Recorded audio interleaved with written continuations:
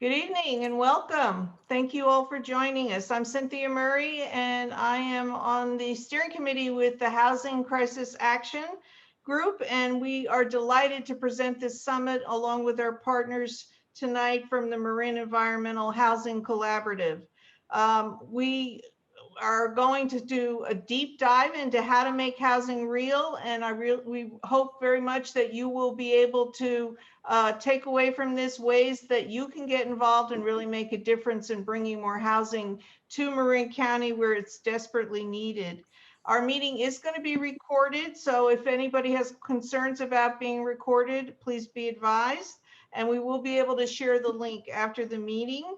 We are so excited to welcome back the housing advocates that we've had at our previous summit and many new people, and our partners who are also focused on housing. And a warm welcome again to all of you for being here. We'd like you, if you could, and rather than take up time running through introductions, to go and please drop your name and where you're zooming in from into the chat. And during the panel, you can feel free to ask questions in the chat, and we'll do our best to address them during the meeting. Or if we run out of time, we'll do a follow-up on the questions we don't get to. So we're going to have updates on your town's housing plan coming over the next 2 years, how the process is not only lengthy but complex, but it's essential that we're actively involved to address our current housing crisis. And today you're going to hear about the different current housing elements and what you need to know to be involved now, and an opportunity to meet others in your area to get organized. We obviously have seen this year how housing is a social determinant for health, and seeing how that's played out through this pandemic. And we know access to safe, quality, attainable housing is one of the fundamental and most important social determinants of health. At HCA, we've been hard at work to support the creation, construction, and preservation of housing across Marin. At MEHC or MEC, we've been tirelessly promoting public support for projects that advance affordable housing, environmental integrity, and social justice. So thank you for joining us on this journey to ensure all our neighbors can stay healthy and have a place to call home in Marin. We can and we will make housing real together. So to get there tonight, we're going to start by learning about the current housing element process from Liesl Blatch, who is the housing specialist for the Marin Environmental Housing Collaborative and is active with the Marin Organizing Committee Tenant Protection and Affordable Housing teams. And joining her is David Levin, who is a housing attorney and Marin Environmental Housing Collaborative board member. Welcome, Liesl and David. Well, hi. Well, thanks to everyone for joining us this evening on this important issue. And it's a real privilege speaking to people who recognize the critical connection between our housing crisis in Marin and the most important challenges facing us today, including racial justice issues, the need for environmental protection, and economic equity. So Liesl and I are planning to discuss annual progress reports, which are part of housing element law, an important opportunity for us to enter some of these issues.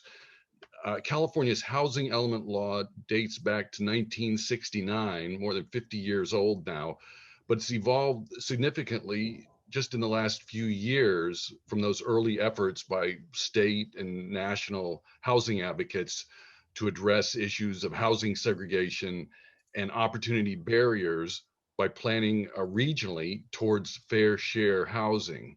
So now it's heartening to see a growing awareness of our need in Marin to work towards correcting a shameful history of racism and exclusion that have produced our daunting housing crisis, which we have to recognize hits hardest the most vulnerable members of our community.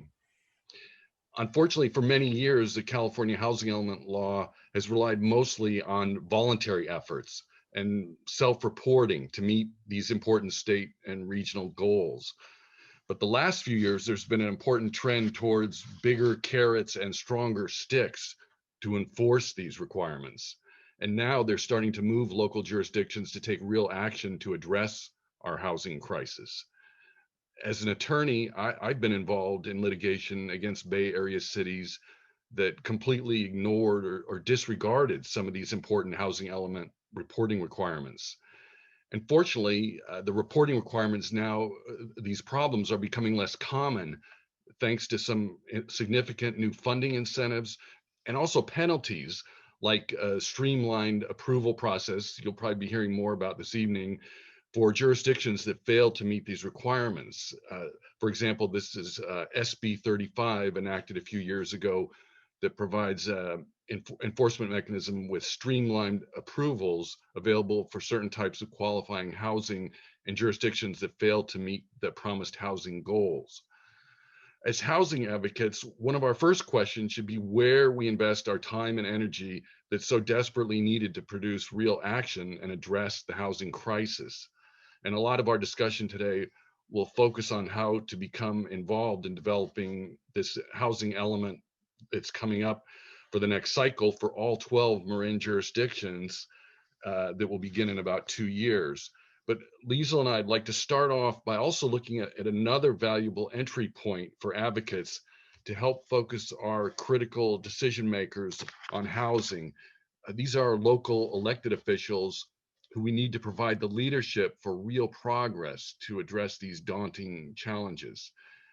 Because in addition to all the important and valuable work that goes into developing the 8-year housing element plans, California law also requires every jurisdiction to submit an annual progress report or APR every April 1st. And it must be reviewed by the local elected officials, that's the city councils or the board of supervisors, and the public. These annual progress reports are being collected by the Housing Community Development Department in Sacramento, and they're doing a pretty good job of making them available on their website, although this year it's been delayed, like everything else, by COVID. And these reports provide very important and valuable data because the annual progress reports, or APRs, are required by California law to publicly analyze local progress or lack thereof on these housing element plans every year. And there's several categories of information required by law to be included in the APRs. Number one is status of implementing the identified goals from the housing element plan. Also, number two is the progress or lack of progress towards meeting the housing allocations. For shorthand, we call them RHNA, but they're provided by the Regional Housing Allocation Agency. The need here also includes not just the numbers, but identifying sites. And then also important are efforts required by the jurisdiction to remove constraints to housing under the housing element program. So to understand the recent performance in each of the local Marin jurisdictions, we've looked at Table A in the annual progress report that lists the building activity by type of housing. And then Table B gives a summary of performance against the local allocation. David, I'm going to pause you for a second. Your slides are not moving. Oh, I'm sorry. We're just about to start. Liesel's going to Okay, start got on it. the slides. Just making sure.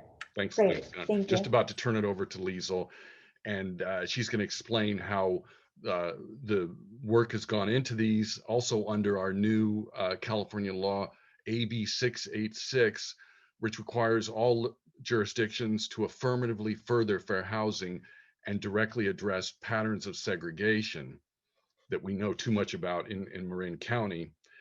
And it's our job to help ensure these annual progress reports provide a meaningful review of these challenges and opportunities to address the local obstacles. So Liesl has done a lot of work here to collect almost all the Marin annual progress reports for this year, even before HCDs made them available. And she's going to go over the numbers in just a moment.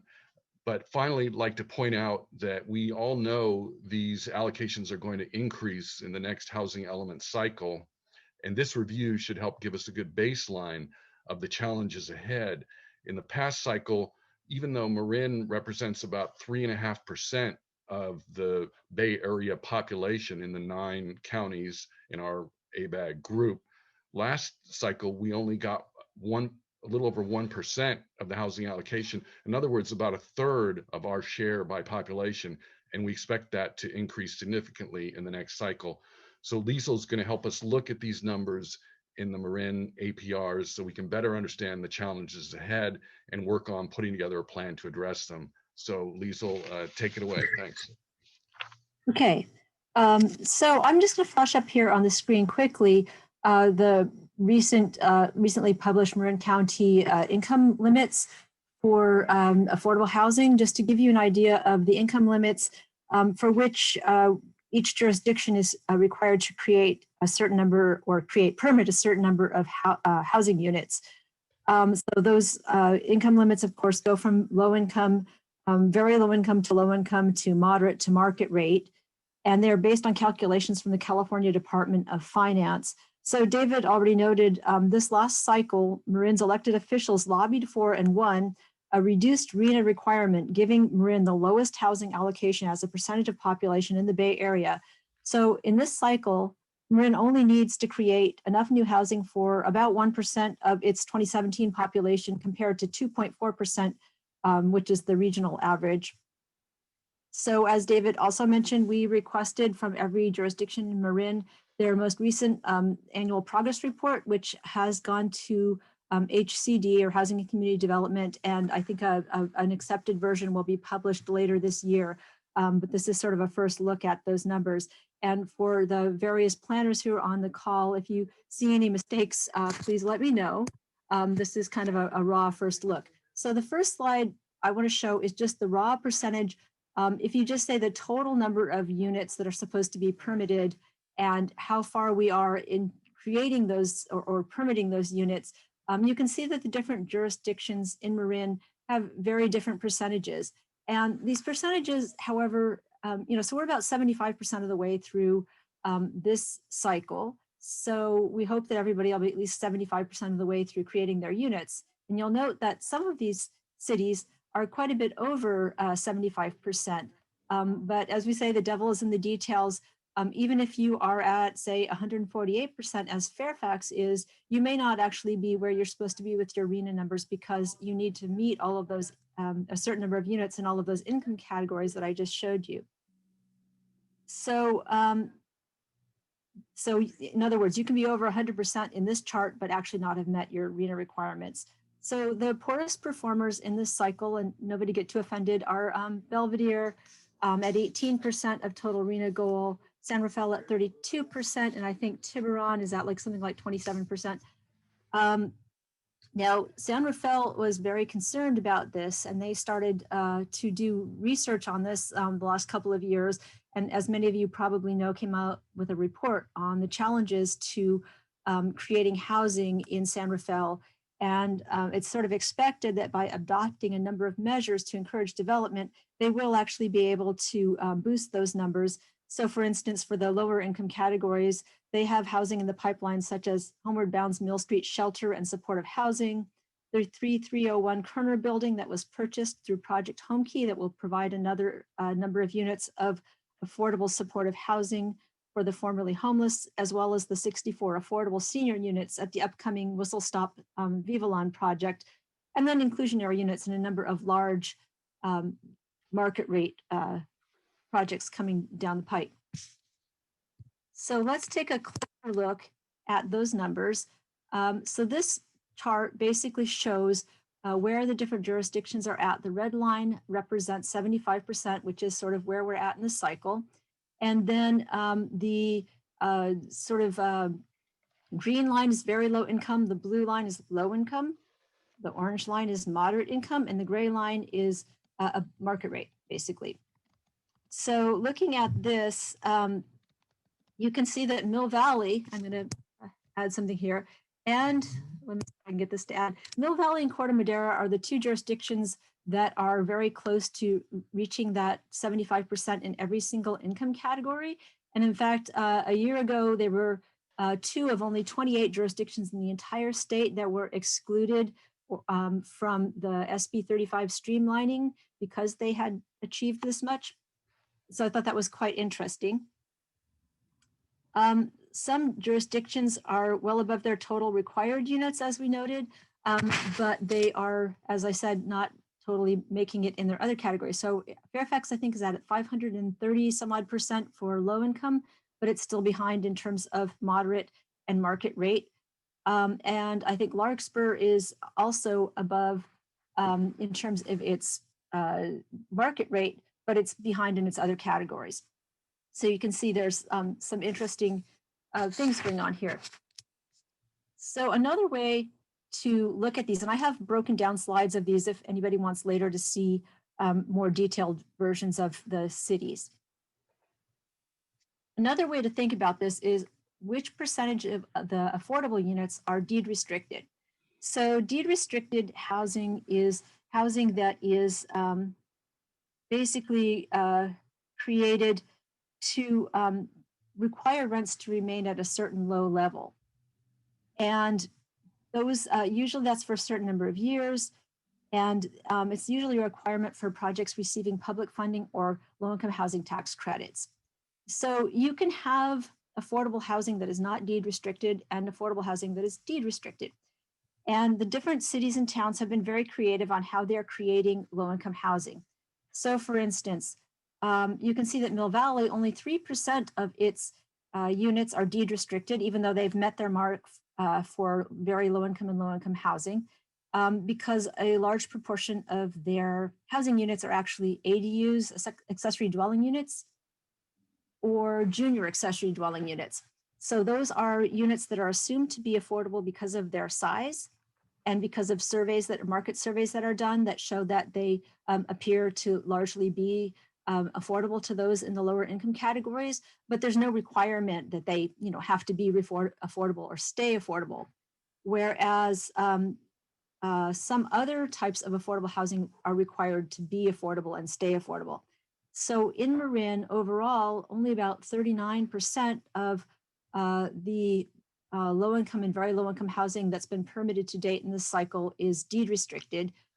So Marin is making is a little unusual in Bay Area counties where most of those other counties are at least 76 to 90% deed restricted. So the towns that have really relied on accessory dwelling units are Mill Valley, Sausalito, Marin County, and Tiburon. And then other towns and cities have tried other approaches. So for instance, Fairfax's very low income and low income is almost entirely nonprofit affordable housing in largely one affordable housing community, Victory Village, whereas other towns and cities have gone for a mix of accessory dwelling units and inclusionary units. And I believe, Vicki Parker can correct me, I think Novato has done a great deal with inclusionary units, which are units that are created, affordable units that are created as part of a market rate development, but they're required to be affordable. And they are often managed either by the Marin Housing Authority or another organization for Novato that manages those units within the market rate. So I just think it's interesting to look at the different strategies that towns and cities are trying to use to achieve their affordable housing goals, considering the fact that we live in an unusual area with very high land and housing costs. Okay, so I wanted to just turn this back to David in a minute and talk about the fact that our next RHNA cycle, so if you'll remember, our current RHNA cycle, we were only required to produce some permit some 2,000 plus units for the entire county, and in the next one it will be more than 14,000. And so we have a real challenge ahead of us that could be also a real opportunity. So David, do you want to talk a little bit more about the challenge and opportunity ahead of us? For advocates, absolutely, and thanks, Liesl, and everyone, because I understand that's what we'll be discussing the rest of the meeting this evening, are ideas and opportunities for moving ahead. If people have questions too, we have some time for a couple of questions. But as Liesl mentioned, the increased allocations that we're looking at for the next housing element cycle will present opportunities and leverage for advocates, because Already the jurisdictions are worried about how they're going to meet these increased numbers. And as Liesl mentioned, we have concerns based on the performance during the last cycle. We would like to tie the goals to the interest now in diversity, equity, and inclusion, where Marin County has obviously a lot of work to do to overcome historic segregation and exclusion. So one of the ways people can get up to speed is by looking at your annual progress report in your local jurisdiction. Take advantage when it comes up in front of the city council or the board of supervisors, and the local planning department should be able to answer questions. Also want to recommend a lot of good information available on the HCD website about annual progress reports. And our organization, Marin Environmental Housing Collaborative, has a primer available. There's other good sources, and we plan to update on our website activities and plans for the future. So we're really excited to be here tonight talking about the next housing element, and hope everybody has a chance soon to take a look at your town's annual progress report. Anything else? Thank you, David and Lisa. I appreciate it. It's a great report. Question: what happens when the city or town or county doesn't hit the numbers that they've said they're going to hit? Well, I briefly mentioned SB 35 now has real consequences, because if they don't keep up and meet the guidelines, the requirements, that Liesl spelled out, certain types of housing can be streamlined for approval if it meets certain income requirements. So that's one consequence, there's funding that is available tied to meeting these numbers and the housing element requirements. So I think those are two of the main incentives now for jurisdictions to keep up to date. Liesl, do you want to add something? Yeah, I'll just add quickly that that's going to change with the next cycle, but I did want to point out that in Marin, we have one SB 35 project in Marin City that seems like it's going to move forward. And there was one proposed in Novato and several more possibly proposed after that. So some jurisdictions are actually sort of having these developments, which are going to be approved through ministerial approval, I believe, already being proposed. And there's been a real concern that SB 35 means the end of single family zoning, which is not the case. It just allows when it's something that fits within the general plan, the housing element, the zoning, it's permitted by right. And so I think that's a hard concept for people to understand. This is not about taking away no more single family homes. It's allowing density where the planning and approval agencies have said it's appropriate. Also important to point out in Liesl's chart, when you look at the market rate housing that's been produced during this cycle, almost all the jurisdictions are doing quite well. And that's essentially single family homes. So Marin continues to do fine with single family homes. It's the other categories where we're having problems. So when people try to raise, fear as an issue here, it's important to point out so far that just hasn't ever happened. And so we're out of time. We need to move on to the next panel. Big thank you to Liesl and David. That was a great way to get us started. We're now going to move on to Housing Element 101. And it's my pleasure to bring on Linda Jackson, who is the Program Director of the Aging Action Initiative on the MEHC Board and the HCA Steering Committee. Welcome, Linda.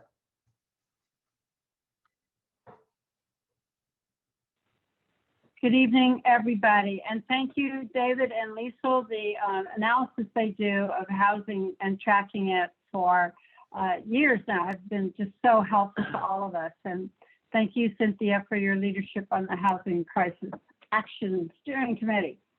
So the next part, now it has some data now about how well we have or haven't done with producing housing, and knowing that our need is ever greater, and we have to plan for more than we did last time around. So the question is, what is the housing element process update like? What does it involve? Why does it really matter? Why is now the time to get engaged? And why you should be engaged? So to help us with that, we have a speaker from Los Angeles. We have Jess McBride, who is the program director at YIMBY Law. And she's coming to us with the expertise in housing. She was a housing element coordinator before her current job, which is program director. And before that, she was, I love it, open silo. I have to say, Jess, you worked in urban ag, which is a big topic here in Marin County. Graduate of UCLA with a degree in urban and regional planning, with a focus in transportation, which I'm sure pays off when you're talking about housing elements. So with that, tell us why we should care and what we should do about it. All right. I love that introduction. That's so great. I love to relive my my background. So let me share my screen and then put this in present mode. All right. All right. Is that coming through? Get a thumbs up. Cool. All right. So as Linda said, I work for YIMBY Law, and we are part of the campaign for fair housing elements. We believe that the housing element process is a really great opportunity to advocate for fair, abundant, and affordable housing in our state. I grew up in California, actually grew up in Lodi, so a little bit closer to you. I'm in LA right now. But housing is something that is a struggle for a lot of us around the state in different ways. You know, my folks back in Lodi are dealing with housing costs in their own way that is related to, but looks a little different than like down here in LA. So we all come at it from different directions, but I think we're all kind of in it together, where we really need the status quo to change so that we're not paying so much in rent and in mortgages, and that more people have safe and secure places to live. So tonight I'm going to talk about the housing element process, what to expect when you're expecting a housing element, opportunities to advocate, right? That's our role. That's how we can change, is that we can step up and advocate for housing, and then opportunities to collaborate. We at YIMBY think that collaboration is one of the best forms of power we have, and working together is really the way that we like to do things. And it's also a really interesting time to kind of start to form those connections and those collaborations, because the housing element kind of deals with a very broad scope of housing. So, you know, we're trying to get together folks that are disability inclusive, people who are advocating for farm worker housing, people who are into market rate, into affordable. It's all needed, and so there's room at the table for everyone. Okay, so the housing element process. I won't get too deep into the weeds, which is totally possible because it's just extremely complex, and I know the folks on the call that have seen other cycles they know like how much more complex it's growing with all the legislation, which is exciting, but also not as accessible for some of us just starting out. So I'll skip the whole state level stuff. Basically on the local level, each city gets a number of units that they should shoot for to, you know, kind of at least zone for in the next 8-year planning period. We call this the Regional Housing Needs Allocation, or the RHNA, as people have been calling it. So this number is assigned by our Council of Governments. For you guys, it's the Association of Bay Area Governments, ABAG. And again, this is the housing goal for the next 8 years. This is not what cities have to build themselves. That's just not how we do things yet. But that's at least, you know, the thing that the cities do have control over is land use and zoning. And so at least they have to figure out how to zone and plan for a certain amount of growth. The RHNA is also, and I think this was kind of covered in the other slide, is that it's divided into different categories. So yes, you can build new market rate housing, but we also need to have goals for the lower income brackets as well. So the second step, and this is the step that a lot of your cities are in right now, and that's public outreach. Cities are required to perform diligent public outreach. This is not a nice to have, this is a need to have. If the state gets your housing element and there's no public outreach, or the public outreach is very poor, it's just like a Facebook survey or something like that, that's not adequate. With all the technology we have right now, there's really not any good excuses to do better outreach. You're also required to do public outreach to all the sectors of the community. So you can't just go and get public input from the rich homeowners. You also have to get input from the workers, from renters, from our homeless neighbors, from everybody. And I think that's pretty fair. So many Bay Area cities are in the stage now because they still have a little ways to go before their drafts are due. But honestly, so I'm in LA, LA is still doing public outreach and their stuff is due in October. So the public outreach might last for a few months, but this is a really important time for us to get involved as advocates. Let's just go, okay. Let's get going. So during the public outreach phase and afterwards, the agency that drafts the housing element is the planning department. I don't think, even in LA, we have a housing department. It's still the planning department that does the draft. Sometimes it's helped out by a consultant, but a lot of times it's done in-house too. So basically cities need to identify what's getting in the way of housing being more abundant in our city, and also what role is zoning playing, right? Like, do we have enough zoned capacity? Zoning is a whole other rabbit trail to go down into, but basically every bit of land has a zone that's assigned to it, and a lot of times that zone restricts the density of units on that land. So right now I'm living on a piece of land that says I can only build one unit on it, but there's 2 units on it. So it's like, it's not really what's practically fits there, it's what the city says fits, like can be built there, which is kind of a problem, right? Like if you have a whole neighborhood that says you can only build one parcel on it, it means that like only people who can afford that level of housing can live there, and you don't get that nice diversity. It's kind of like planning for a monocrop in agriculture. So you don't get that nice patterning and diversity that allows people of multiple backgrounds and multiple professions to live in that neighborhood. And in this process also, the cities have to affirmatively further fair housing. So this is a new thing for this 6th cycle, this new planning period. And it's saying that, you really have to look at the patterns of segregation in your town. If it's, if all the low income folks live in one part of town, we think that's a problem. And we think that might actually be attached to zoning, and we need to fix that.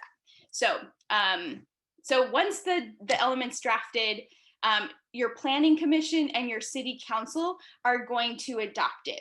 And it's basically putting their stamp of approval saying like, planning department, you did a good job, we're ready to send this to the state. The housing elements in your area are due in January of 2022. So wait, no, sorry, that's a typo. It's 2023. You have like 18 months. So sorry for everyone who like had a heart. Yes, 2023. So you have about 18 months of runway, which is really nice, which means that you can really get involved early and be commenting and giving your input throughout the entire process. So once it's adopted by your decision makers, it goes to the state for certification. Once it does, you'll have 30 days to comment. It's an additional comment period for you as an advocate, and then HCD will decide, is this good enough? Are they going to refuse it and ask for corrections? They might issue a conditional approval and ask for the corrections to be made, and then it will be approved.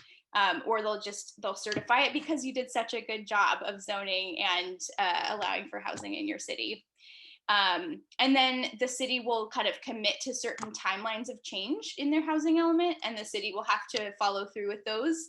We're seeing cities that are just now like rezoning and fulfilling their commitments from the 5th cycle, and their 6th cycle is due like in October. So this is another role for advocates, is that to keep cities accountable to their commitments.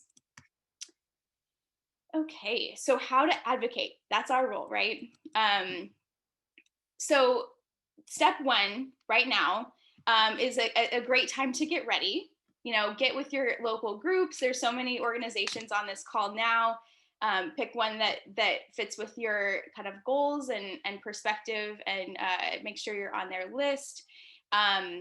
You can ask to get on your city's interested parties list. It's like a legal thing that they have to, you know, if you say you're interested in the housing element, they have to put you on this list. You can also ask to serve on their task force if that's something that they have. And that's a little bit more commitment, but it'll get you a little bit closer to the action.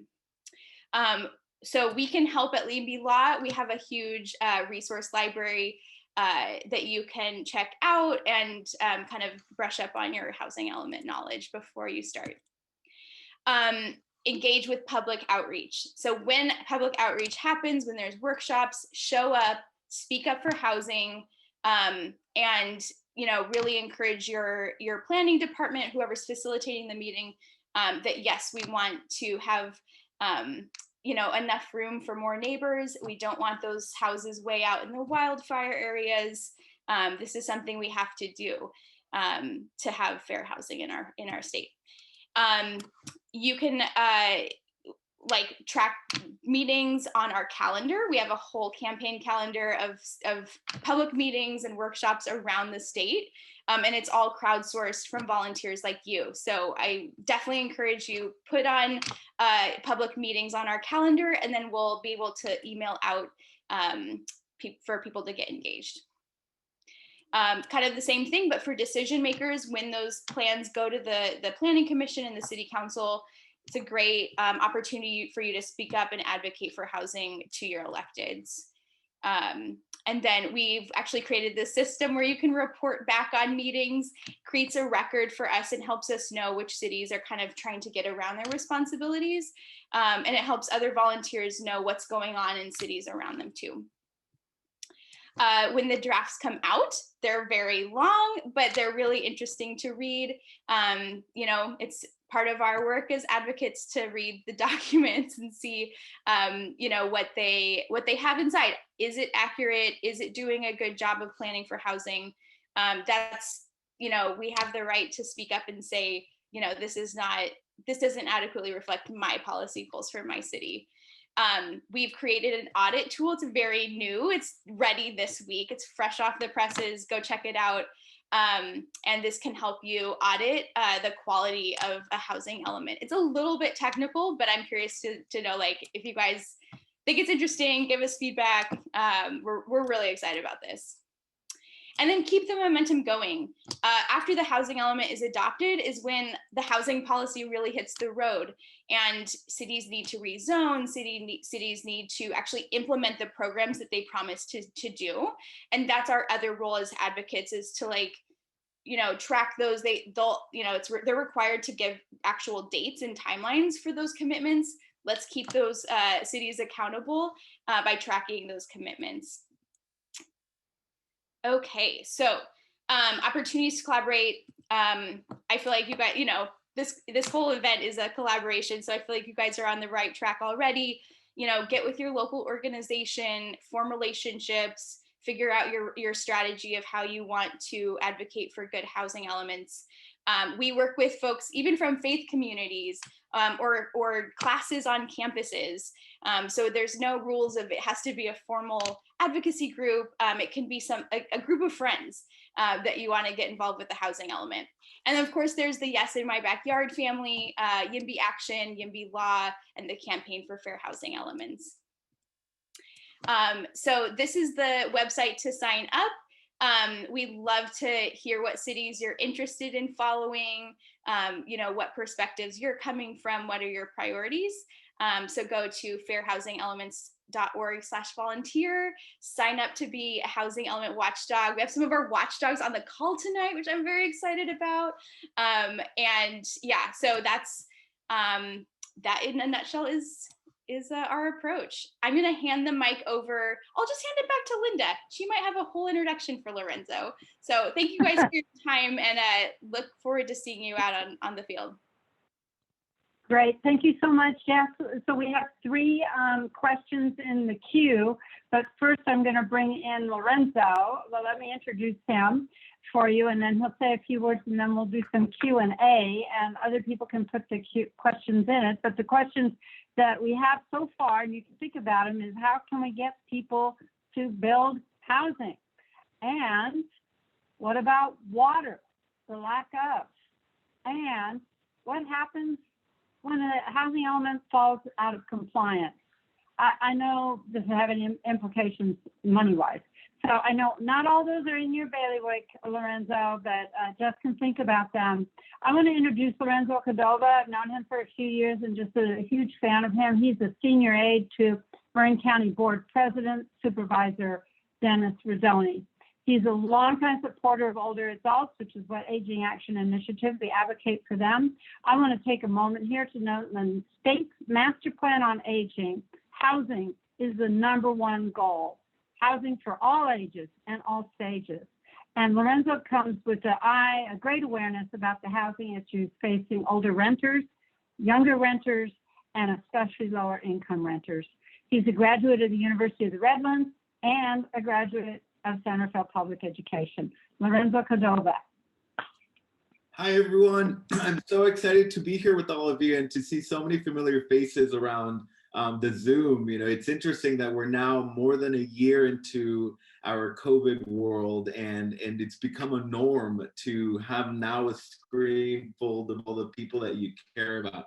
But like Linda said, my name is Lorenzo Cadova, and I work for Supervisor Dennis Rodoni. He's currently as the board president for the Marin County Board of Supervisors, and he represents District 4, which is a pretty funky district if you ever looked at one of our maps. He represents the 11 coastal villages of West Marin, so from the top of Dillon Beach all the way down to Mirror Beach, and then you hop over Mount Tammany. He represents the small community of Homestead Valley in the Mill Valley area. He represents the town of Corte Madera in its entirety. So our folks at the age-friendly Corte Madera, I'm glad some of them are here. And then he wraps around the Santa Fe Canal, so Green Brae, a little piece of Green Brae, the Green Brae Boardwalk, the San Quentin Village, as well as the prison. They are our constituents. And then over to the Canal neighborhood in East Santa Fe, the city of Santa Fe. Most people don't actually know, but he actually represents 25% of West Nevada as well. So we have Nevada residents in our district. So as you can imagine, we have every single issue that you can think of. However, housing has been one of the issues that has been with us. It has been with us for many decades, but from the get-go, from when Supervisor Rodoni joined the board, we've been doing everything that we can to be fierce advocates for our most vulnerable residents. We have a rich, deep, agricultural industry in West Marin, and our ranching community obviously is a concern for us. And then over on the east side of his district, we have our folks in the Canal neighborhood. I actually, a person to know, I grew up in the Canal neighborhood. I have a deep, deep love for my community. And one of the reasons that I work for Supervisor Rodoni is because he is my go-to. He's our go-to person. So I wanted to pay a little bit forward to my community. But just piggybacking on what Jess said in terms of advocacy and engaging in your community, right now is the perfect time to call us, to write to us, to make an appointment with your local supervisor, your local town council person or city council person, to be the fiercest advocate for housing. How great would it be if the 78 people that we have on this Zoom meeting would call the Board of Supervisors and say, you need to do more for our community. COVID-19 has impacted all of us in some way. Some of us got sick, some of us had family members get sick, some of us had people pass away.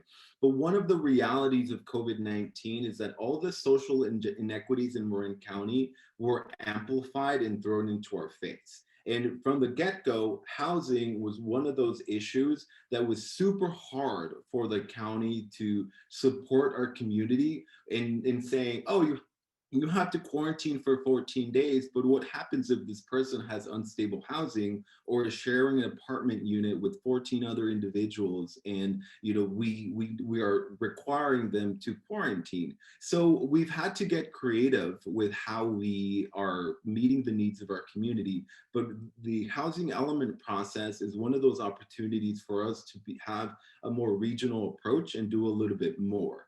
I welcome any emails, phone conversations with any of you to talk about your priorities. But I want to just remind you all that there is still a very negative stigma when we talk about affordable housing, and the reality that with the demographics in Marin County, housing is for our teachers. We have a teacher shortage in Marin County. We have a nurses shortage in Marin County. We have an in-home support service worker shortage in Marin County because we don't have enough people to care for our aging population. And when you survey our folks who are not taking jobs in Marin County, the number one issue is they can't afford to live here. So what happens when we don't have firefighters to fire our fires, when we don't have teachers to teach our children or grandchildren? That is what we're dealing with now in Marin County, is we're dealing with people not choosing to live in Marin County because frankly, they can't afford to do so. So we need everyone who's here with us today to knock on our board chambers and say, you have to do more, you have to do something different. And the housing element process is that opportunity for you to provide your feedback on what those guidelines will do for our community. So that would be my big ask for all of you, is to call me, send me an email, call Dennis, call all the boards of supervisors in all the cities and towns and your council people and say, we need to do more, we need to do something different, and advocate for you, for our most vulnerable, and realize that the term vulnerable now extremely broad because it is, working professionals who are trying to make it by in Marin County who just can't. So I'm more than happy to take any questions from any of you. This is a great opportunity. We are huge supporters of the Marin Environmental Housing Collaborative. And like Linda said, I'm very connected to our aging community, deep appreciation that's going on. And we have to remember that we have an aging population in Marin County who is really struggling, and we need to do more. We need to make sure that they are housed, that they are secure, and they are not isolated. And again, all these issues stem with the lack of housing that a lot of our community deals with. So thank you so much for the opportunity to be here. I'm more than happy to answer any questions. I just also have to give a shout out to our wonderful affordable housing team at the county. I believe you're gonna hear from Lily Thomas a little bit later. She and her team are phenomenal. And when you think of the work of what an affordable housing planner does in Marin County, I have no idea how she goes to bed. But she is wonderful and she does her job exceptionally. And you have to remember that the County of Marin governs unincorporated Marin County. So we have to work with our incorporated cities and towns to partner with them when we enact any housing policy. Our goal is always to have our cities and towns adapt a similar policy so that we can make the biggest impact in our community. So remember that it's not just the Board of Supervisors that you need to be advocates for. Two, it's also your city councils and your town councils. They will need to ratify similar policies. Oil the same as avocado oil? Yes. What should I use? Avocado oil or olive oil? Thank you so much. Okay. You can thank use you. avocado oil or canola oil. That's Mute. okay. You can use avocado oil. Got it on mute. There we go. Okay. So we have some questions for you. One of them, I just want to point out, there's a question about getting on Sausalito's Housing Element Committee. You'll love this, Jess, for a non-resident, someone who wants to live in Sausalito and be on their Housing Element Committee. And we actually have somebody who's quite active in Sausalito, so if she is available, maybe she can respond to that question in the chat about how to get on that committee. So the first question is, and Jeff, I'll give this to you. How do you get the units built? That's a great question. So the one of the first jobs I had and had logs as a land use consultant. So I helped people who had projects get through the city process, which in LA is quite extensive. Maybe you guys in Marin could give us a run for our money, but you know, I think that governmental constraints are a big part of it, right? You know, the permitting times, the permitting requirements, the levers of control that have built up over time for reasons, right? Like they were there for a reason, but it's created en masse a situation where it's just very difficult to get, you know, units on the ground. I'm sure there are other people in this call who could talk to, you know, construction costs, labor costs, land costs, and things like that. You know, part of it is just having, you know, who are you and what can you do to be part of the change, right? Pointing your finger at some other thing that you can't change as like, that's the thing that needs to change is just not going to do anything. So I think, you know, as an urban planner myself, you know, I think that zoning and land use is a really big part of the problem. And it's just something we do need to take responsibility for in the public sector. So that could be, and cities have done this, trying to find ways to create ministerial processes where developers have really predictable outcomes, right? Like they know what they can build, they can go get a loan for that. And then, you know, and there's not all these moving pieces or this risk that, you know, if I get the loans together, if I pay all these application fees, it might fall through. So creating those kinds of processes at the city level is really good. You know, creating certain incentives, density bonuses. Here in LA, we have a transit-oriented communities bonus that is actually more generous than density bonus, and it's tied to proximity to transit. So tying density to those infill amenities that we already have in place is really smart, and it's a way that you could get more density without having to rezone every time. So there's a bunch of ways, but it's sort of analyzing, you know, like what sector am I in and what can I do in my own sector to change? Thank you. Lorenzo, you know, part of that answer is you got to get, well, at least 3 votes out of 5. Any thoughts on how you get those, get them approved? Absolutely. I think that's a really good a reminder that, you know, it's wonderful to build a relationship with one singular elected. There's only one cog in the wheel, and you have to get the majority to vote on a specific project and get the consensus on all of them. So just remember that you have to just build those connections with each office at the board level at your city and town to engage them in your process. And I'll just add to what Jess added about how do we build more. Unfortunately, building is probably one of the toughest things to do in Marin County, and I'll be one to admit that. And I'm sure that our friends, you know, Larry Kenning's here and Ross can, you know, give you really a run for our money as to how complex building is in Marin County. And then you factor in not just the planning and permitting process, but then the actual cost of the labor, and we have a labor shortage in Marin County. So those are other added variables that we often don't think about when it comes to building more in Marin, but that we frankly do have to think about when becoming advocates for more housing. Thank you. Thank you so much. That we're going to have breakouts later to exactly do that kind of relationship building and talk about that you mentioned. Jess, do you have any comments about water and housing?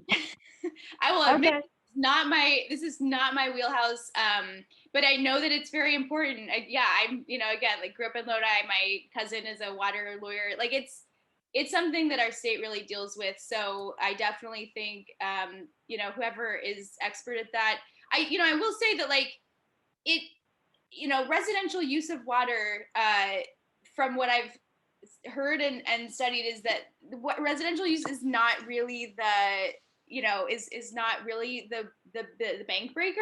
You know, we still have golf courses, we still have lawns, the idea that like people living and like flushing their toilets and cooking with water like is the main water usage is I don't think that's correct. And I think that kind of gets in the way of like the conversation of like, we need places to live as humans. Like we can't just make our own little nest or make our own little, you know, den in a cave. Like that's not what we do. And so let's solve that problem. And as well as solving our water usage issue too. That's something that we need to evolve on. But I think that the shutting down the idea of like, or not shutting down housing because of a water, you know, cap, let's put that cap on the golf courses first. And then, you know, and then we'll talk about people cooking and flushing their toilets. Right, right. Okay. And I think some speakers later on tonight might be able to address it in the local context that we have as well. You know, as a planner, I did have road housing elements, and basically the job of the water district is not to limit housing, it's to provide water, and to plan for the future of water for the housing that's planned. So that's my short answer, but I'll let some other people later who've got more and the latest to speak to that. So another question is consequences, and I think you said you put something in I saw something in the chat dealing with, you want to talk about your library of resources, and then we had a question about best practices for housing for older people. So I don't know if you have anything in the library about that or that's coming, but why don't you talk to us about your library of resources? Sure. So on our website, we have our resource library, and it's really just a place that we're, you know, we've gone through the HCD website, which is kind of janky, and, you know, we've seen the webinars, and we wanted to have a place where it's all on one page so that if you are wanting to, like, you know, take a deep dive, then you know, it's like, here's all the stuff we've found. It's not by any means a course where it's like takes you nicely through like a teacher would, but it's all collated in one place, and we're constantly coming out with new stuff too. For instance, we will be coming out with a disability inclusive housing explainer soon. And it's kind of, here's some things to consider, here's some resources to learn about housing folks with disabilities. And I think that's going to be really important for us with an aging population, with a population that's recovering from pandemic. Like, we don't know what's coming up in our future. And I think building housing that's more accessible to folks of all kinds of ability levels is going to be really important in, you know, getting everyone a safe place to live. So I'm excited about that resource coming out. We're working with folks from the Kelsey and folks who've worked with like VA clients. So yeah, it's exciting. Okay, thank you. It's great to have that kind of resource for people who don't really know where to start. Yeah. And you tell by your PowerPoint that you started a place where we can understand. So this is good. Lorenzo, I got a question for you about kind of an intergen question. We had one question about involving younger people, and of course, being an advocate for older people, I want to ask you how involving older people. Yeah, and how much time do you have on this one? I'm glad. I love that question because I believe that the future of Marin is really an intergenerational approach. We all know this, but some of the issues that our older adults are facing, especially with housing, our younger people are also facing the same issue with housing as well. The availability of housing has a market, and in Marin, it's our older adults and our younger people who are trying to make it work.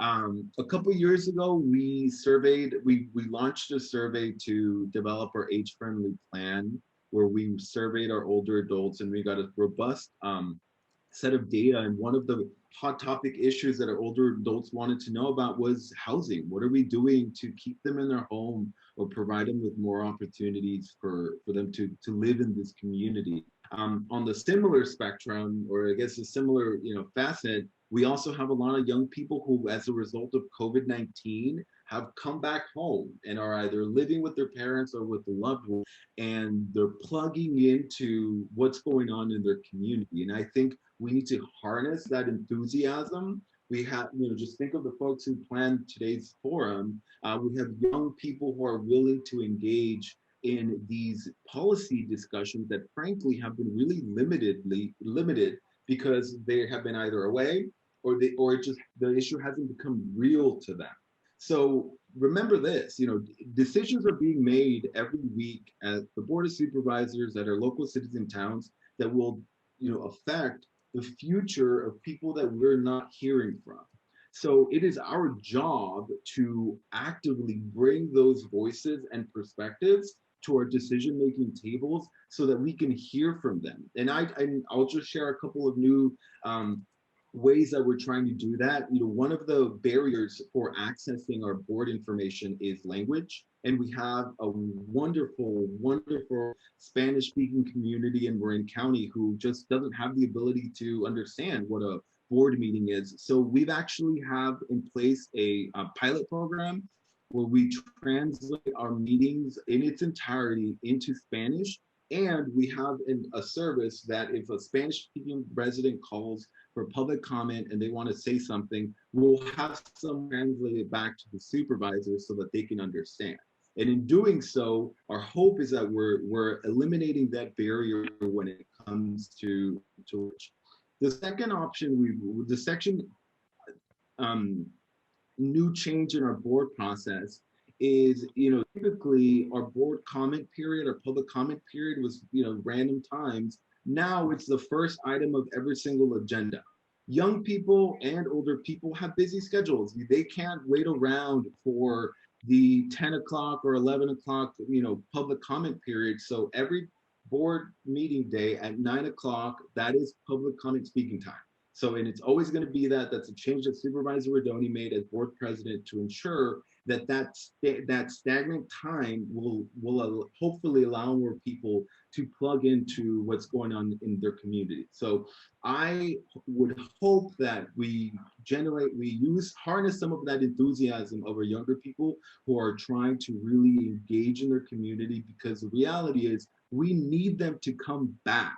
We need a younger workforce to come back to our communities and to care for us and to make sure that we are creating and fostering policies that will welcome them back. Because I'm sure all of us around this Zoom meeting can, pick at 3 of our family members who have moved away or who haven't moved back to Marin because they just can't afford to live in our community. And that's frankly not okay, because we deserve to be with our family. We deserve to see our grandkids and whatnot. And let's make it easier for them to do that. Thank you. Boy, I'm such a witness to that. I think you ask any of the older people here, we can give you a story about the heartbreak, especially this last year, of our family members that we were our kids who wish they were here, but they can't be because it's too expensive. So thank you for naming that. And that's one of the things that we need to raise as an issue to solve for that. So I've got one more question I'm going to ask you, and then we'll move into the next session.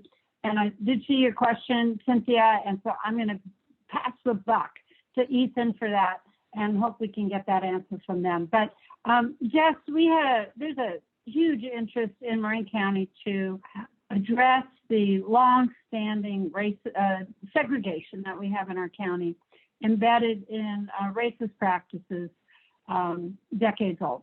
So could you address how what you're seeing for effective ways to really break down that segregation and have more diverse communities? Yeah. Yeah, this is an exciting new policy for our housing elements, but it's also going to be a challenge because it's going to mean a change, and sometimes change is hard for folks. So our fair housing laws have done a lot to make it illegal to, refuse housing on the basis of race. And if someone discovers somehow, it's not easy to discover, but if someone discovers that they got passed over for someone who was maybe less qualified, and they're a minority, like that's actually something that they could report, and that's illegal. So that's great, but that has not really actively, right? That's sort of a passive, like, okay, if a problem crops up, we can maybe address it, but it doesn't actively desegregate. And unfortunately, segregation is a pattern that has been set for over 100 years. You know, I mean, probably more than that, right? Like, let's be honest, is that like, you know, 400. Listen, it's like, you know, as long as we've been humans, we've been trying to live apart from the others. But yeah, I think that, you know, in the United States, there's been a pattern of saying, you know, our folks live here, like you guys live across the tracks, you guys live elsewhere. That used to be encoded, right? There used to be actual zones where it says like whites can live here, Italians can live here, Polish live here, Blacks live here. And so that was, you know, shown to be unconstitutional back in the 20s. Okay, great. But then after that, they made, you know, racial covenants where you could actually put on the deed of the house, this house cannot be sold to any non-Caucasian person, non-white person.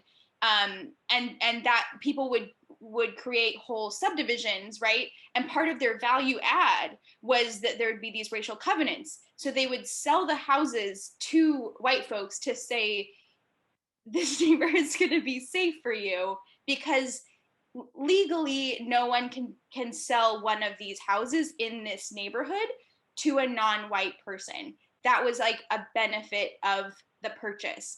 And so that was found to be unconstitutional, but like only back in the 60s. In the meantime, we found a tool that was a secret segregation tool, and that is residential zoning. And so, you know, it used to be when zoning kind of emerged, it was like, here's the residential parts, here's the industrial parts, here's commercial parts. Like that's just broad strokes. The whole point was to keep, you know, human beings and their houses away from the noxious uses of factories. But, right, because, and that's a police power that we have as cities, right? We have the power to avoid harm by making those separations. However, someone discovered, and it started in Berkeley, that you could say, you know, in this area, you can only have one house per lot. And that was a new tool. What a fun thing. And that meant that only people who could afford to purchase a home or to, you know, afford to rent a large home could live in that neighborhood. And so effectively, it economically segregated the town into rich neighborhoods and poor neighborhoods. And the way that things go down in our country, a lot of times that means racial segregation as well. And so if you look at your zoning map, it's very likely, right? This is ingrained now into the heads of planners, is that like goes with like. Spot zoning is bad. You know, people are, you know, just now getting into mixed use, like, oh, you know, maybe a residential thing can be above a commercial thing. Oh my God. But that concept of like with like is still extremely valid in the planning world. And so if you look at a zoning map, you're going to see almost anywhere, even in LA, guys, like even in LA, you're going to see huge chunks of light yellow. And light yellow means that it's, you know, basically single family homes only. So the only way that you can get a patterning of income levels in your neighborhood is if you have the ability to have smaller and more affordable homes in your neighborhood. Now, I'm not saying you have to like sprinkle it in, it has to be every other one. Maybe that's fine. In my neighborhood, it's like every other one is a duplex, triplex, fourplex. That's how it is in my neighborhood because it came up in the 20s. So I don't know what the solution. Yeah. Yes, I love the answer, and I think so many people got the necessary background to understand. I know I could talk for like hours on this very thing. And I've got to move this on to the next one, but when you got to, we need smaller, affordable homes, that's what we're going to be working on here. That's so what it thank is. you. You're not going to have an affordable mansion. That's just not going to happen. So you got to have small and affordable if you want diversity. Thank you. I want to give everybody, we're all well, they're all off, but you're gonna have a huge round of virtual applause here for both of you. Jess from joining us from YIMBY, Lorenzo from the County Board of Supervisors Office of Board President Rodoni. And so thank you so much for joining us. We're going to now move on into our next section, which is getting involved. And for that, I'm going to turn it over to moderator Ethan Stroll. I actually met Ethan a few years ago, and by his own initiative, he was working as a student at Marin Academy, and he contacted the Marin Environmental Housing Collaborative to talk with somebody about advocacy for affordable housing and research he was doing. And he was a member of the county's youth commission. And ever since, he's been a key connector in Marin and far beyond. His most recent work was as an advocate with the San Francisco Housing Action Coalition, working as the North Bay advocate. And now he's on the steering committee of Housing Crisis Action, one of the partners for this event, and he's wrapping up his studies at Bowdoin College, and we look forward to him moving back here and playing a key role going forward. So with that, I turn it over to you, Ethan. Thanks so much, Linda. Yeah, really appreciate everyone who's spoken so far. I think it's been some super awesome background on how housing elements work and why they're important. And now we're talking about getting involved, like more immediate, more relevant to you as an individual. So we invited 4 people who work on housing elements in different Marin towns. And think of this kind of, it's going to be a panel, and think of it as a comparative perspective about what our county and our cities are doing about this and how they're getting people involved. You'll hear from some larger cities, some smaller cities, but we all have a duty, to make our towns more inclusive and counteract that history that Jess was just talking about. So I'm on the county's group for unincorporated Marin, and pretty excited that people are getting involved and having honest discussions about what we need. And maybe we'll become friends or something. I think it's like a good opportunity to, with a lower stakes, to just discuss what housing we need here in Marin, because this is local democracy at work here, and it works best when we all get involved. Historically, it's been really easy to get a bunch of people to show up at local government hearing about a specific project, and this is reactive local government.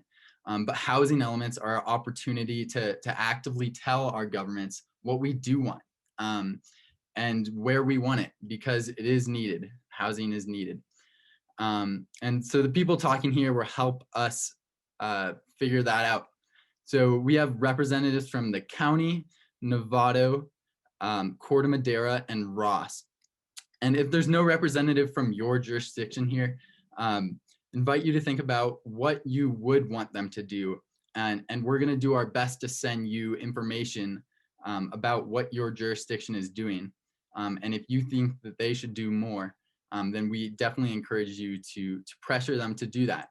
And we are going to kind of shoot through these. So think of your questions while people are talking and put them in the chat, and I'll do my best to get through them, and then move on to the next person. So starting off with Lily Thomas, who was already introduced generously by Lorenzo, but she's the Community Development Planning Manager at the county. And Lily, if you could just first introduce yourself and briefly discuss the housing element update process in Marin. Where are you at right now in the public engagement process, and what does your timeline look like moving forwards? Thanks, Ethan, and thanks everybody for having me. As I was introduced, I'm Lily Thomas, and I work for the Marin County Community Development Agency, where I typically oversee our Housing and Federal Grants Division, where I work on housing policy with the Board of Supervisors, as well as oversee our federal grants program. But for the past year, I have been involved with a number of different direct services in response to the COVID pandemic, including most recently our rental assistance program, which has taken up a lot of our time and is a good segue into kind of where we're at with our housing element. So typically our County has done our housing element in-house. So I have a staff that works with me. And so we typically would do our whole housing element in-house. And that was our intent this year. Although I had a staff out on maternity leave and the pandemic hit us. So we realized that with the kind of the growth of the rental assistance program that is now at about $22 million, that we just didn't have capacity to do our housing element, especially given that our regional housing need allocation, the draft numbers have come out and have gone up from 185 units in our last 8-year cycle to over 3,500. So we really needed some specialized expertise, and are going to the board this next Tuesday, the 18th, to have a consultant agreement approved by the board, or considered and hopefully approved by the board, with MEHC, who are planning consultants out of the East Bay. And they have a whole team that will be working with us to update our housing element, our safety element, and conduct a really robust community engagement process. And that community engagement process, as was mentioned earlier, is instrumental to the housing element. It's required by the housing element. There's also something that is new this year, that is the assessment of fair housing and the analysis of fair housing under AB 686, which we plan to collaborate with the other cities and towns in the county and do this on a more regional countywide basis. There's a number of areas where we hope to collaborate with cities and towns, and I think we'll talk about that maybe further along in the agenda, but we have a housing working group that's made up of myself and a staff member that works with me, as well as the planning directors from all the cities and towns. And so we've been looking at housing policy in a more collective way.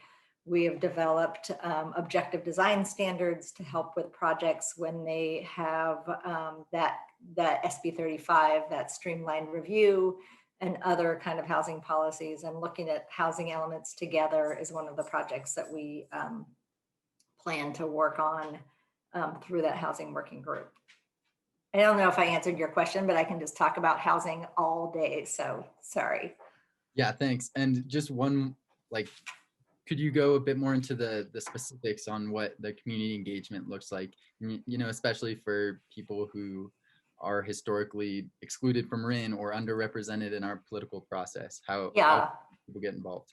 Right. So one of the reasons that we chose MEHC was because they really have an innovative and creative approach to community engagement, with a really strong focus on equity and access. And they have a whole kind of list that I can go through just briefly of some of the things that we are going to work with them on, including we have a stakeholders group, which we were a little optimistic about, thinking we were going to be farther ahead in the process than we are. And we appointed that group back at the end of last year. We've met once. We have another meeting coming up in this month, but that's an appointed stakeholders of really folks who haven't typically been involved with the county and are either county residents or work or live in the unincorporated part of the county. Some of the other approaches that we are going to do to make sure that we are reaching people of color as well as low income and folks who are typically not part of the conversation is do focus groups. We also are going to do surveys, both on paper and digital versions of those. We're going to have community workshops. We're going to have this tool that they use that's called Consider It. It's like a curated online discussion forum. We hope to have some short videos, and then MEHC will be collaborating with some of our community-based organizations, contracting with them to do outreach specifically with populations who are not typically part of our conversation. So in the unincorporated part of the county, that would include, you know, people in West Marin, particularly ag workers, are a population who is not normally part of the conversation, but has really significant housing needs. So we have a lot of opportunities for people to get involved. Our website has a option for subscribing to the Housing Element website. And then as soon as we get them under contract on Tuesday, like we're starting work on Wednesday, because we're really, I think, a year behind where I would like to be. We're kind of, and I'm going to blame everything on COVID for a long time, but I typically would have been much farther along in the process. And so we really are going to have an accelerated process to get to where we need to be by the end of next year. Thanks. Now, did I answer your question? That was great. Okay. Yeah, and if people have questions in general for the panelists, we're gonna maybe get to each person and then see if we can answer a few questions. So next up is Martha Battaglia, the senior planner with the town of Corte Madera. And could you, same questions for everyone, like briefly overview where you're at in the housing element process, and what do things look like moving forward?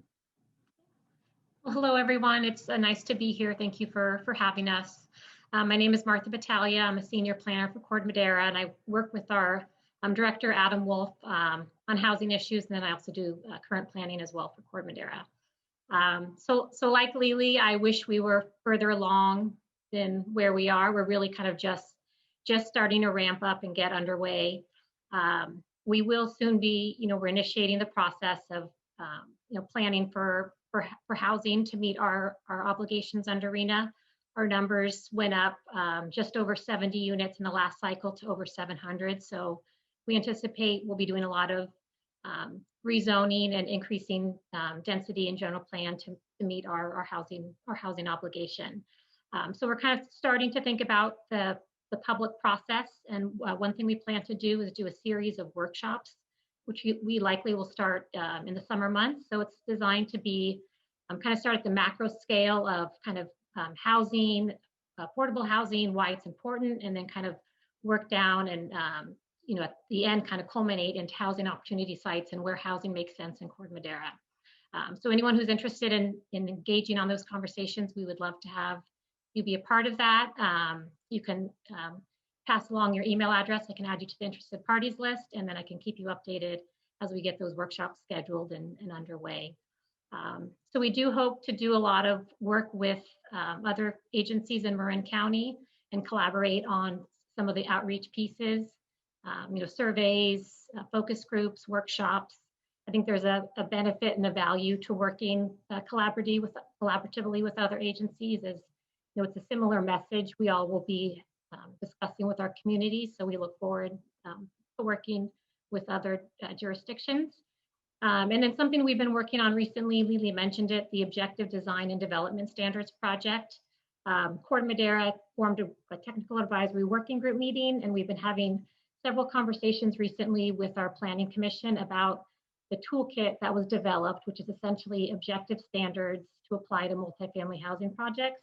And so we're having discussions about how to implement these in Corte Madera, and our next meeting will be in June at the Planning Commission. So it's kind of a great way to get started. It's kind of we see it as a segue from adopting this toolkit to start thinking about how it's going to be applied in the community and where multifamily housing projects make sense. So that's an opportunity coming up for people you're interested in learning more about that project and providing your input.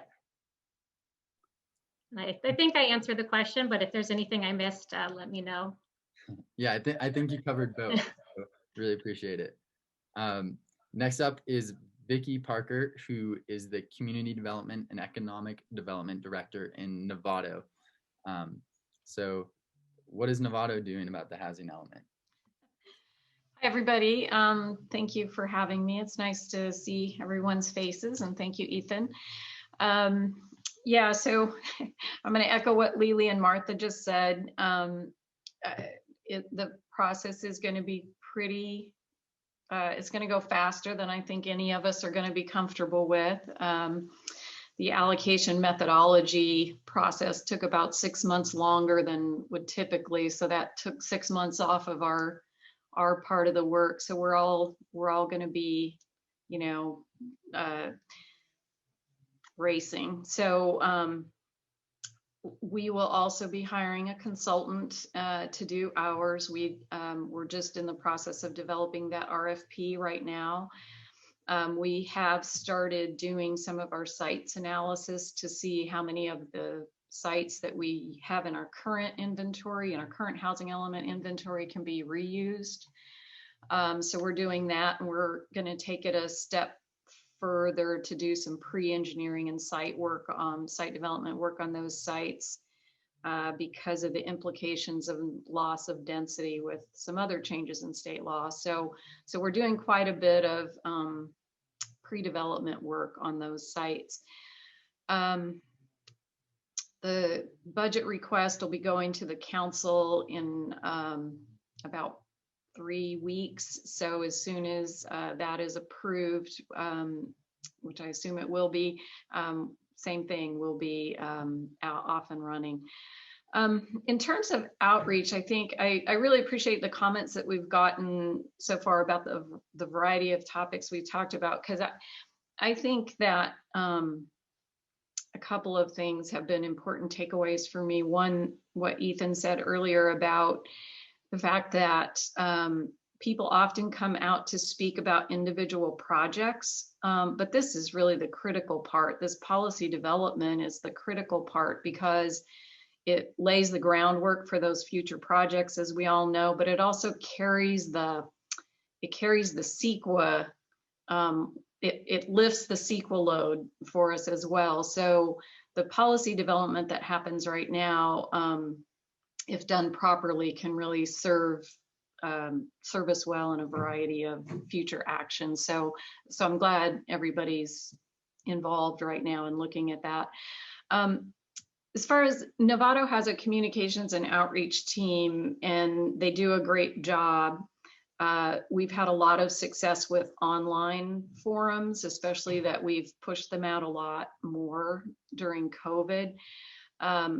So we're going to rely heavily on that team to help us. But I think the second important thing that I think I've heard echoes of this in some of the comments. So I think most people on this call understand that the time to be really creative about what to do with zoning, what to do with production issues like high costs and availability of labor.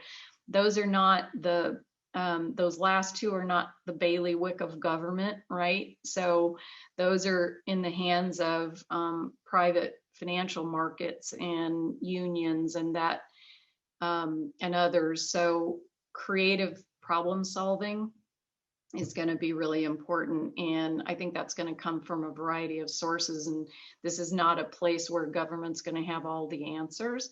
So I think I would be very open to hearing from people, email me, call me, however it makes sense for everybody. But I think I'd be happy to hear from everyone about how we can do better outreach to get that information that we're not necessarily going to have.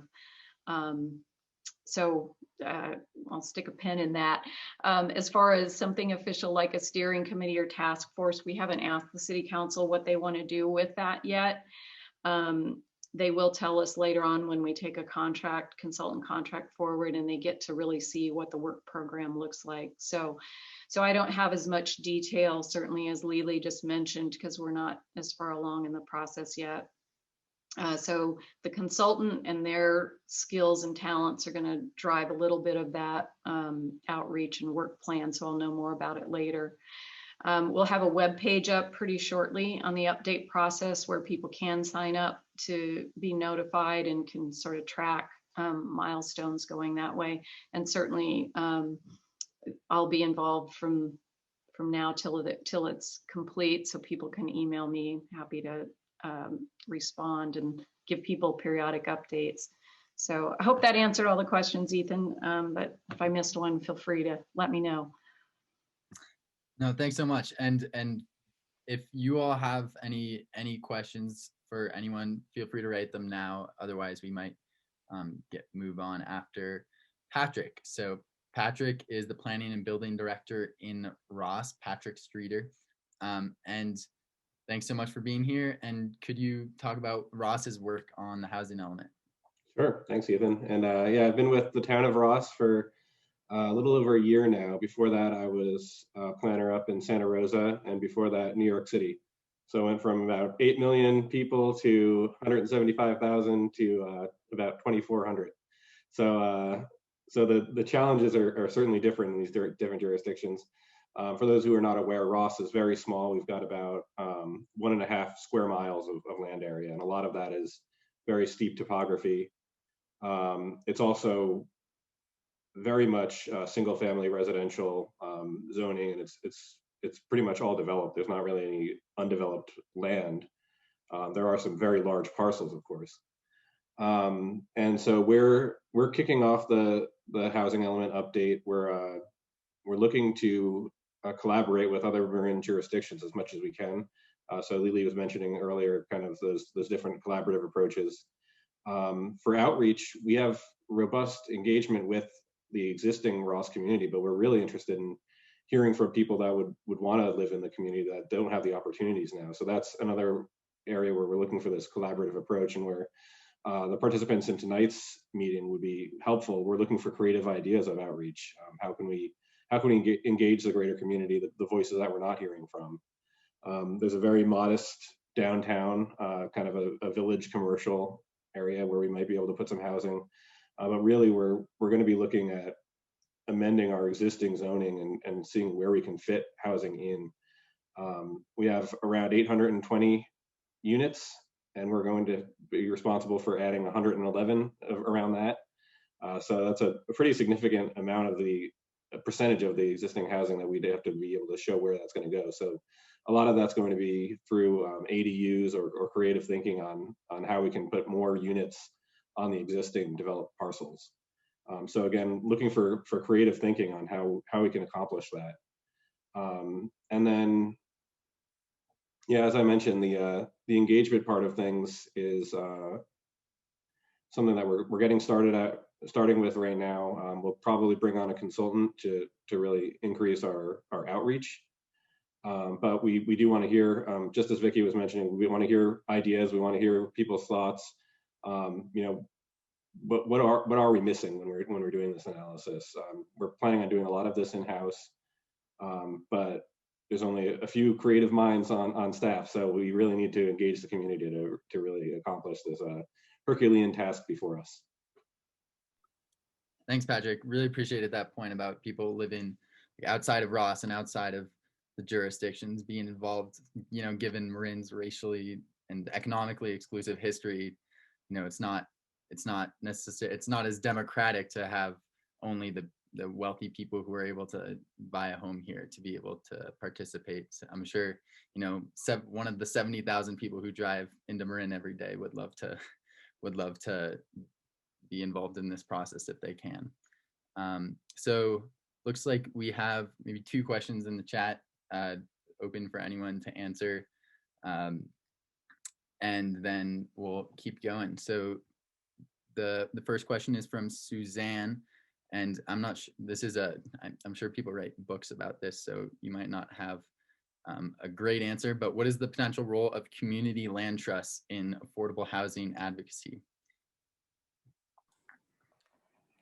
I could go first and anybody else could add on. I would say that community land trusts are particularly well positioned to be involved in advocacy around housing issues because they are very tied in with their communities, right? So we have a couple of examples in the unincorporated part of the county. We have 2 little land trusts in West Marin who are, deeply embedded and engaged with their communities and are able to work closely with our elected officials around advocacy. So I would say that they are well positioned for that role.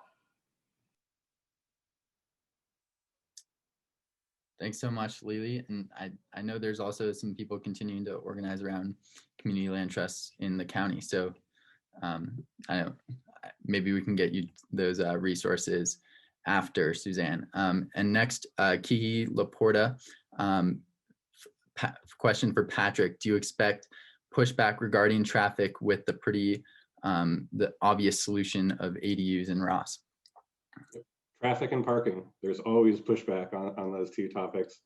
And one of the benefits of especially the recent ADU legislation is that a lot of ADUs are permitted by right. They're basically, there's no discretion there. So we don't, as long as they meet codes and standards, we have to approve it.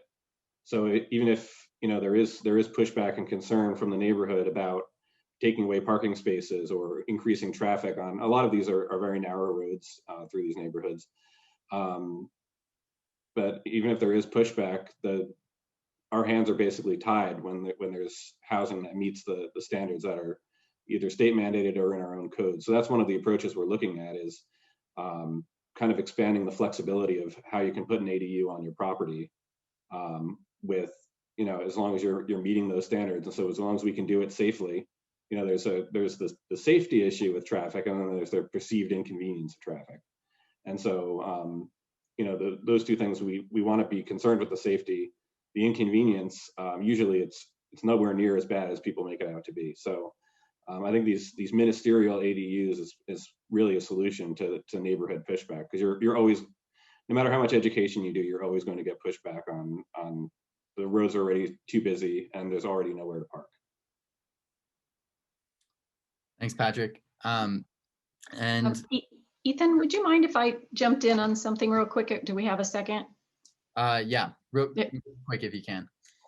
Okay, well, maybe we can come back to it. I don't want to get you off track, and I'm not sure it's a quick answer, so I'll hold it.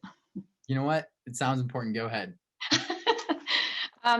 I couldn't get to my mute button in time to unmute myself, but a point that Lily made about land trusts, I wanted, in the interest of this creative problem solving, I want to just put this out there that as with most things that are hard to accomplish in our practical lives, they almost always boil down to money, right? And so I agree with Lily that land trusts are I think they're a huge component. I've worked with them up in Sonoma County, and I think there's a lot of potential there.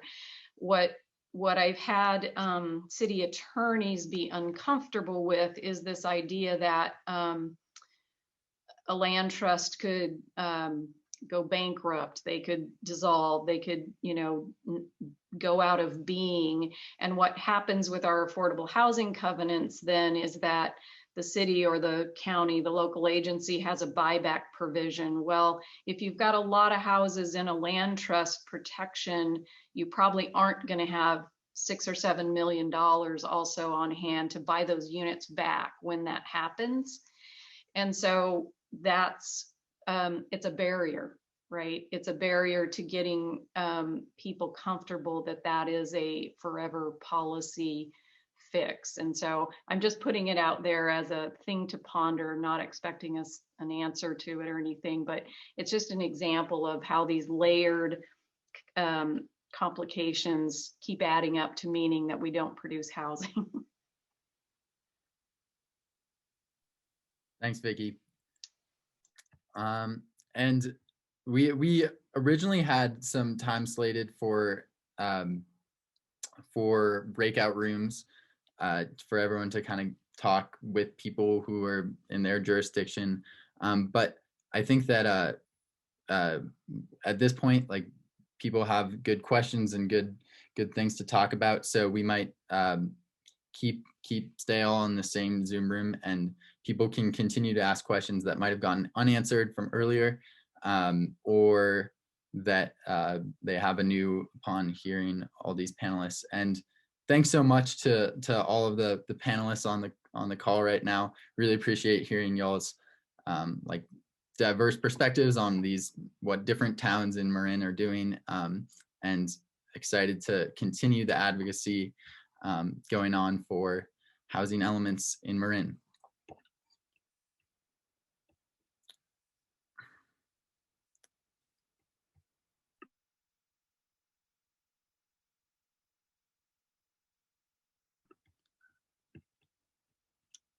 Let's see.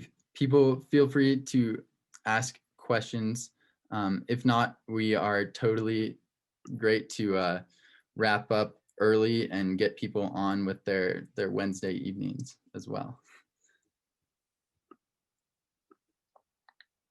Looks like there's a question from Kiki about reusing housing element sites.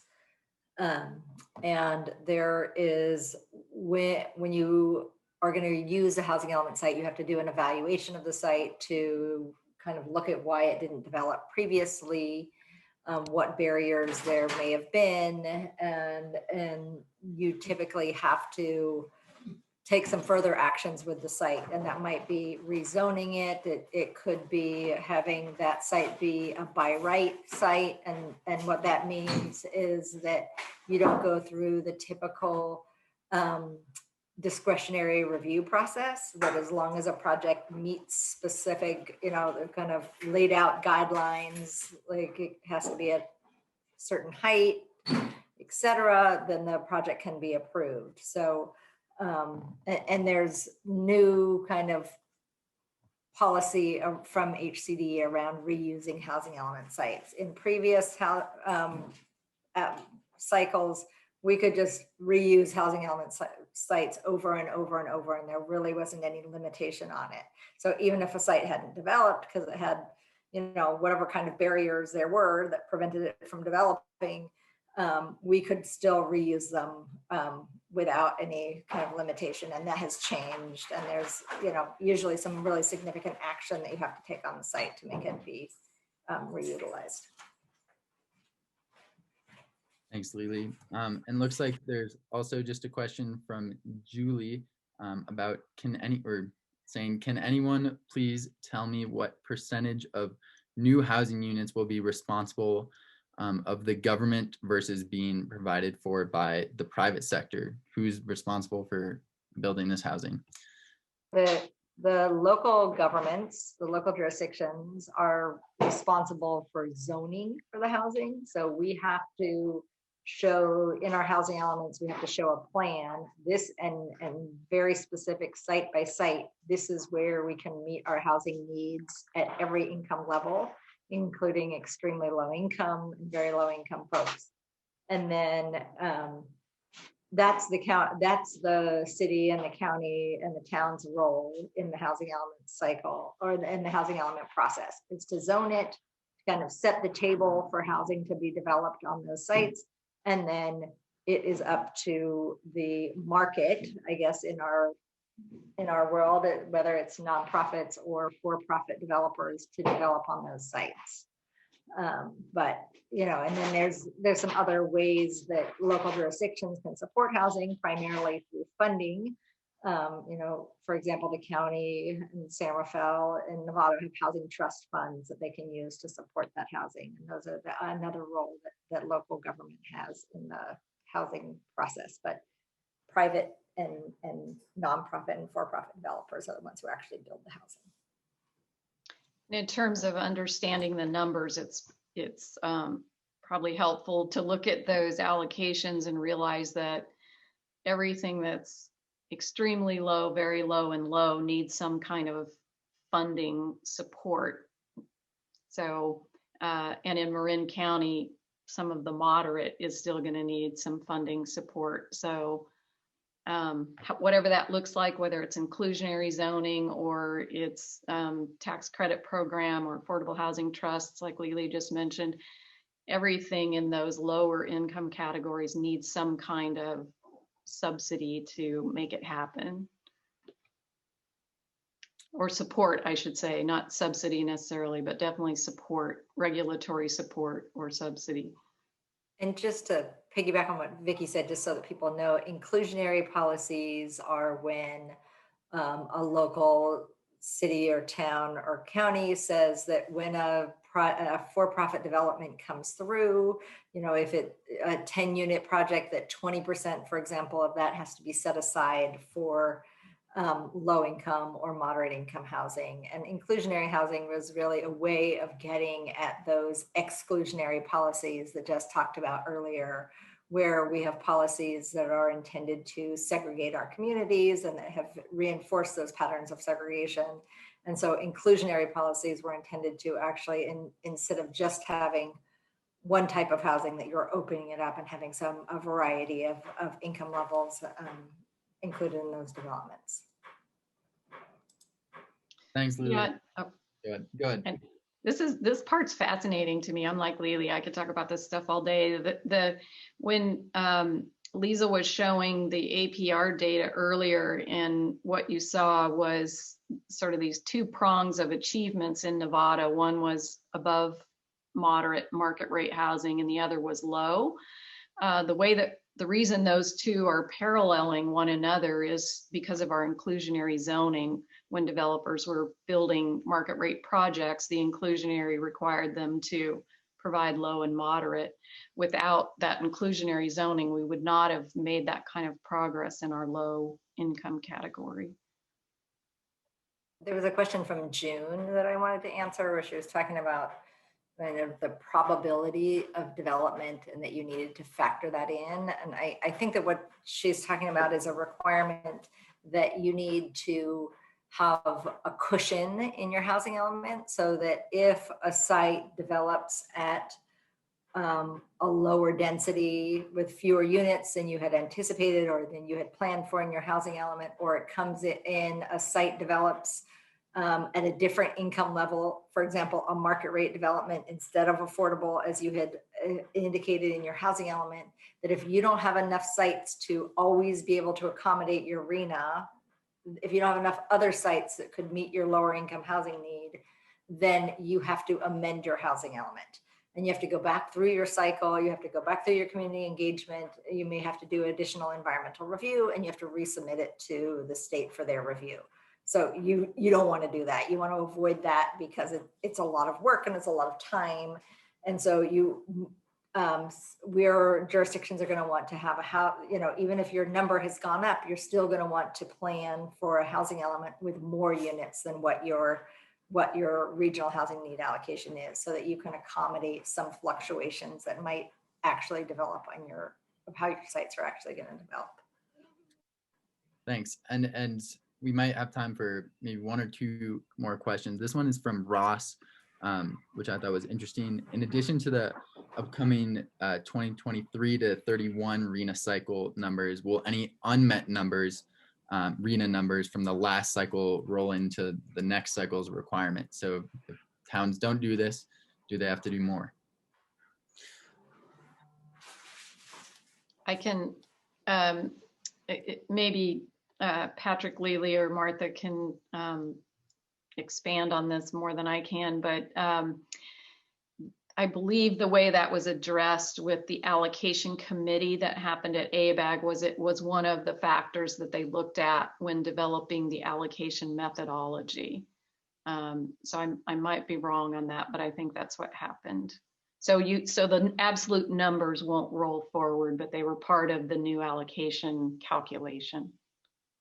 Right, it's my understanding that unmet need, and that's one of the reasons that Marin jurisdictions are seeing their numbers increase so significantly, is that unmet need is now one of the factors that was evaluated when we were coming up with our regional housing need allocation. If there are some cases where you would have to accommodate additional units, but it's not going to, if you didn't have an adopted housing element previously, but all of our jurisdictions in the county did. So we won't be subject to those provisions that would require you to plan in addition to the new housing element, your previous numbers. Yeah, we can do it here. Yeah. Kind of the other side to that coin is if you have extra units that you built during this housing element cycle, you can't roll those over into the next one and take credit for those units. So there's a certain extent, there's almost a disincentive if once you meet your RHNA for one cycle, and you kind of want to save it for the next to a certain extent. Thanks, Martha. And I think this will be our last question from Judy. This is important, for people. Towns have to meet their low income requirements somehow.